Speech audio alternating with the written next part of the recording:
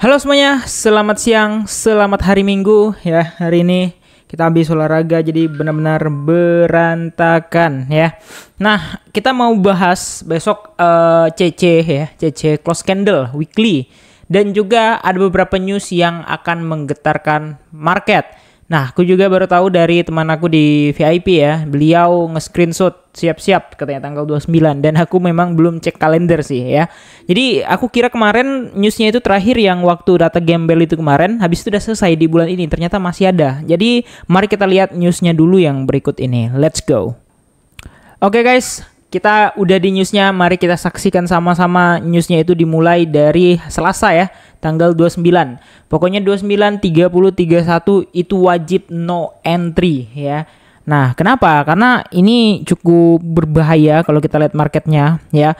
Meskipun dia akan memiliki dua arah naik dan turun, tetap ini kocok-kocoknya akan sesuai news ya. Newsnya hari ini misalnya bagus ya dia akan naik. Newsnya besok turun ya dia akan ngedam atau crash gitu ya. Tapi dia tidak memiliki tren yang sebenarnya. Jadi benar-benar choppy aja ya. Nah, di tanggal 29 ini ada JOLTS opening ya. Dan aku kira ini kemarin udah gitu ya di pertengahan bulan. Kemudian ada consumer confidence. Nah ini jarang sih ya. Maksudnya jarang masuk yang news utama. Nah ini yang penting itu JOLTS ya. Job opening. Nah ini jam 9 ya. Ini tanggal 29. Kemudian di tanggal 30-nya. Nah ini yang cukup berbahaya. Ini ada GDP ya. Bentar mana tadi GDP Amerika kok nggak salah. Nah ini ya GDP ya jam 19.30 ada GDP ya, yang mana ini juga indeks untuk penentu yang namanya adalah cut rate ya.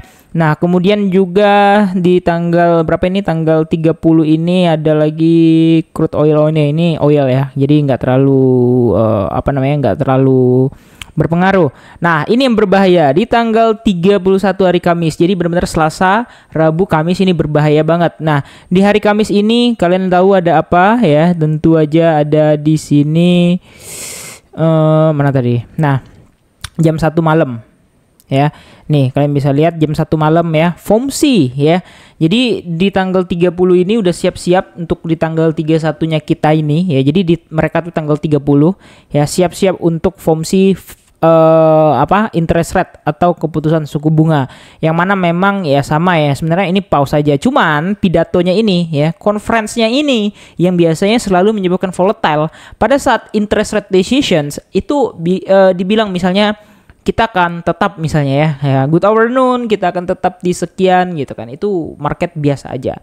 Kemudian ketika press conference-nya ini ya, nah inilah kehancuran dunia dimulai. Biasanya kayak gitu, candle brutal, week panjang kayak gitu ya. Nah jadi bener-bener guys untuk hari Selasa, Rabu, Kamis ini benar-benar harus WNS kalau aku lihat dari newsnya ya.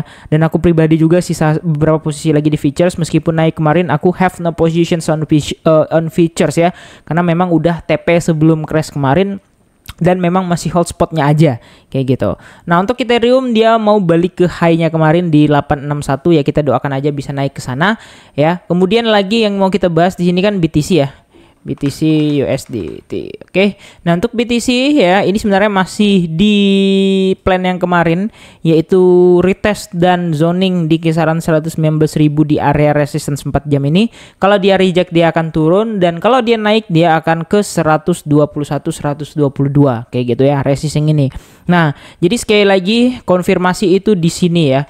119 120 itu harga mati konfirmasi. Jadi sebelum harga ke sana ya, sekali lagi ya, sebelum harga ke sana maka tidak ada konfirmasi apapun. Sekali lagi 119 120 itu harga mati konfirmasi. Konfirmasinya bisa dia breakout naik ke 121 sampai 122. Kalau dia reject bisa dia turun ke 115 114 ya. Sekali lagi 119 120 itu harga mati konfirmasi, yang mana bisa aja kejadiannya brutal pada saat news besok ya kan, Selasa misalnya, atau aku curiganya nanti malam close candle ya menjelang Senin itu juga biasanya brutal gitu kan teman-teman ya. Jadi dia spike ke atas and then crash down bisa aja, dan sangat-sangat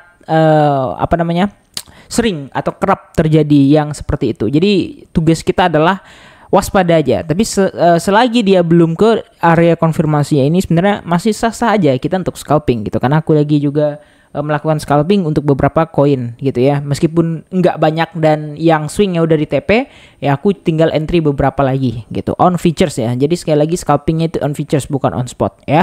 Kira-kira kayak gitu aja. Jangan lupa untuk like dan subscribe. Nanti malam kita bahas altcoin potensial setelah Juli ya. Ini kita OTW kan ke Agustus nih. Apakah Agustus ini ada koin yang cakep gitu ya? Nah, nanti kita lihat sama-sama. Oke, kira-kira gitu aja. Jangan lupa untuk like, subscribe. See you next video. Bye-bye.